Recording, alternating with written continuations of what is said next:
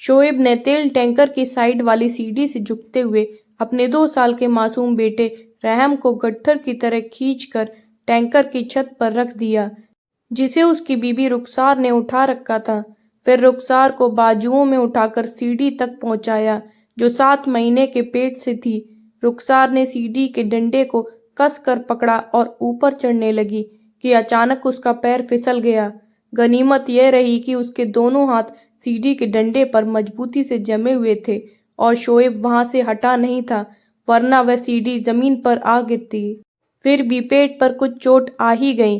Lockdown में जब से कुछ ढील मिली थी, तब से मजदूरों का पलायन जोरों पर था।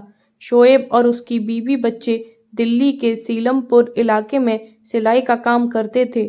कोरोना महामारी के चलते पिछले 2 महीने से काम बंद था। 1 महीने अपनी कमाई से गुजर बसर हुआ तो दूसरे महीने का खर्च फैक्ट्री मालिक ने उठाया। उसके बाद फैक्ट्री मालिक ने भी हाथ खड़े कर दिए।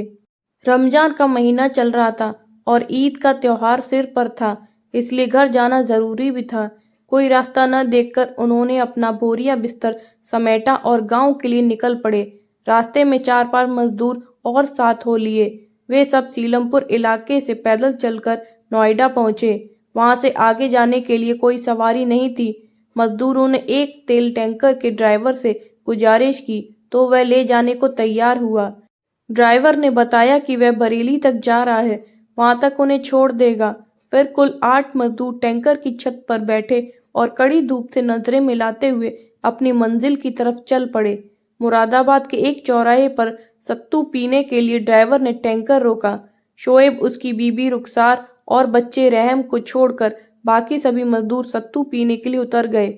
वे दोनों मियाँ बीवी मन मसोस कर टैंकर की छत पर ही बैठे रहे। तभी वह मनोज की साइकिल रुकते देख रुखसार का चेहरा खिल उठा। उसने चहकते हुए कहा, अरे वे देखो मनोज भैया।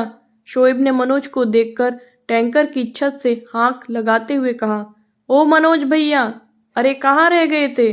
2 दिनों से अभी यहीं लटके हैं। मनोज भी वही काम करता था जहाँ शोएब करता था। लॉकडाउन लगते ही मनोज के सेठ ने उसका हिसाब कर दिया, जिसमें मनोज को 5,000 रुपए मिले। उन रुपयों में से 3500 रुपए की उसने साइकिल खरीदी और इन लोगों से 2 दिन पहले ही अपने घर के लिए 1100 किलोमीटर लंबे सफर पर निकल पड़ा था। मनोज ने गमछे से मुंह पोंछते हुए शोएब के सवाल का मुस्कुराते हुए जवाब दिया, हाँ भाई, यह कोई हवाई जहाज थोड़ी है, साइकिल है। साइकिल जिसे खून जलाकर चलाना पड़ता है। उतरो नीचे, सत्तू पिया जाए। शोएब बोला, ना भाई रहने दो, तुम पियो, हम लोग ऐसे ही ठीक हैं। मनोज शोएब की मजबूरी समझता था। उसने कहा, अरे क्या खाक ठीक है, उतरो नीचे। शोएब बोला, पर रहम और रुखसार, उनके लिए ऊपर ही पहुंचा देते हैं, पहले तुम तो नीचे उतरो। शोएब टैंकर की छत से नीचे उतर आया। मनोज ने सत्तू वाले से 4 गिलास सत्तू बनाने के लिए कहा। शोएब बोला, अरे रहम पूरा गिलास थोड़ी ही पी पाएगा, 3 गिलास ही रहने दो, वह अपनी अम्मी में से पी लेगा। सत्तू वाले ने 2 गिलास उन लोगों की तरफ बढ़ाए। मनोज बोला, चलो ऊपर रुखसार को बढ़ाओ, रहम के गिलास में से जो बचेगा वह उसकी अम्मी पी लेगी। बेचारी एक तो बच्चे को दूध पिलाती है, ऊपर से पेट में बच्चा भी पल रहा है। कायदे से तो अकेले उसके लिए ही 3 गिलास चाहिए, लेकिन क्या किया जाए। बहरहाल सत्तू पीने के बाद मनोज बोला, इस हालत में रुखसार को ले जाना और वह भी टैंकर की छत पर बैठा कर, बिल्कुल ठीक नहीं। शोएब बोला, क्या करें भाई, दिल्ली में भी तो मरना ही था, खाने पीने के लाले पड़ रहे थे। अगर ईद का त्योहार ना होता तो कुछ दिन और रुक कर देखते। अब निकल गए हैं, आगे जो रब की मर्जी। अभी इन दोनों में बातचीत चल रही थी कि पुलिस वाले वहां आ धमके। 10-12 मजदूरों को इकट्ठा देखते ही उनकी पुलिसिया ट्रेनिंग उफान मारने लगी और वे लगे ताबड़तोड़ लाठियां बजाने। फिर क्या था, सबसे पहले मनोज साइकिल पर सवार होकर भाग खड़ा हुआ। फिर टैंकर के ड्राइवर खलासी भी भागे और छत पर बैठने वाले मुसाफिर भी। आगे आगे मनोज की साइकिल और पीछे से घबराया हुआ टैंकर का ड्राइवर। उसे कुछ सुझाई नहीं दिया। मनोज रोड के दाएं से बाएं की तरफ मुड़ा ही था कि टैंकर उस पर चढ़ बैठा। टैंकर की छत से रुखसार और शोएब ने मनोज को सड़क पर गिरकर तड़पते हुए देख लिया और चिल्लाने लगे, लेकिन ड्राइवर कहाँ रुकने वाला था। वह अपनी जान बचाकर भागता चला गया। ये दोनों शौहर बीवी भी कहाँ मानने वाले थे।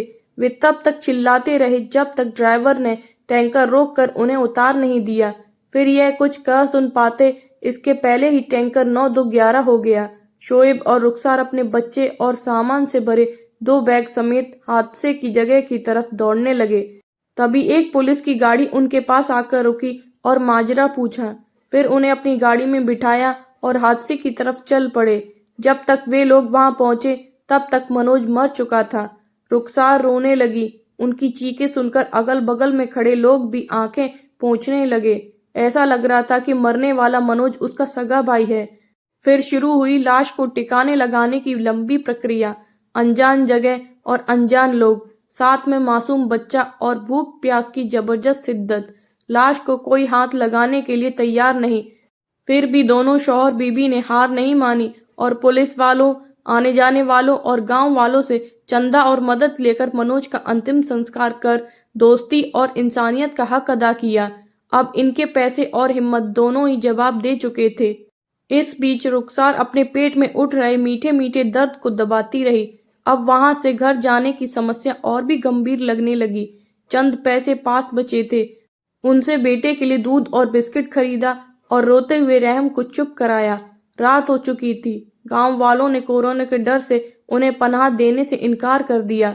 कहाँ जाएं, किससे मदद मांगें? आखिर थक हार कर वे बेचारे एक पेड़ के नीचे सो गए। अगली सुबह एक और मुसीबत साथ लेकर आई। रुखसार दर्द से कराहने लगी। सलवार खून से सन गई। पैरों में खड़े होने की ताकत नहीं रही। उसे लगने लगा कि पेट में पल रहे बच्चे को नुकसान हो चुका है। रुखसार की बोली लड़खड़ाने लगी। शोएब समझ रहा था कि रुखसार कहना कुछ चाह रही है और जबान से कुछ और निकल रहा है। बड़ी मुश्किल से किसी तरह सरकारी अस्पताल पहुंचे। वहां डॉक्टरों ने बारी के नाम पर उन्हें टरकाना चाहा, लेकिन शोएब उनके पैरों पर गिरकर रहम की भीख मांगने लगा। डॉक्टरों ने सैकड़ों तरह के सवाल जवाब और जांच पड़ताल के बाद रुखसार को कोरोना पॉजिटिव ठहराया। रुखसार की हालत बिगड़ती जा रही थी। डॉक्टरों ने 4 यूनिट खून का इंतजाम करने के लिए कहा। शोएब समझ गया कि कुदरत की यही आखिरी आजमाइश है जिसमें वे खरा नहीं उतर सकता। उसने डॉक्टरों से कहा कि वे उसके बदन से खून का एक एक कतरा निचोड़ लें और उसकी रुखसार को बचा लें। लेकिन तब तक बहुत देर हो चुकी थी। रुखसार ने दाएं हाथ में शौहर का हाथ थामा और बाएं हाथ में रहम का।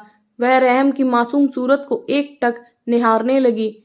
ऐसा लग रहा था कि वह अपने लगते जिगर को जी भर कर निगाहों में बसा लेना चाहती थी। उधर शोएब अपनी हमसफर को जी भर के देख लेना चाहता था, जो बीच सफर में ही उसका साथ छोड़कर जा रही थी। रहम अभी भी अपनी माँ के जिस्म में दूध तलाश रहा था। शोएब रुखसार की पथराई आंखों की तपिश बर्दाश्त नहीं कर सका और गश खाकर वहीं गिर पड़ा। लेकिन इन सब बातों से बेखबर रहम अपनी माँ का दूध हुमड़ हुमड़ कर खींच रहा था। फ्रेंड्स, आपको ये स्टोरी पसंद आई हो तो वीडियो को like, comment, share and subscribe जरूर करें। Thank you.